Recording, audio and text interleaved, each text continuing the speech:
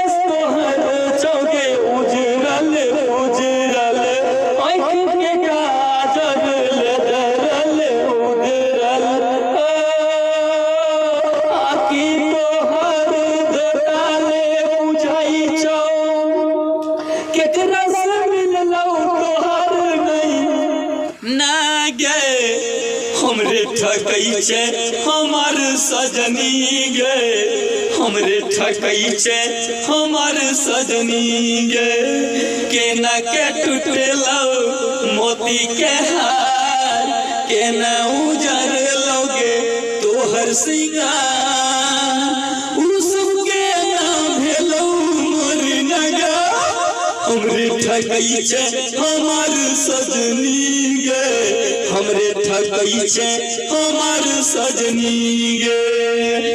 यही गाना है भैया जो कि अब रिकॉर्डिंग तो कर नहीं सकते हैं, ऐसे गाए हैं। ये मेरा प्रदीप भैया रिकॉर्डिस्ट मास्टर हैं, तो इसीलिए बहुत बहुत धन्यवाद। आप लोग भी मेरा चैनल देखा करिए, अंबिका शक्ति, जो कि अपना स्टूडियो का नाम है अंबिका रिकॉर्डिंग स्टूडियो दिल्ली। तो भैया हमारा चैनल कहीं भी उठा सकते हैं, अंबिका रिकॉर्डिंग स्टूडियो दिल्ली।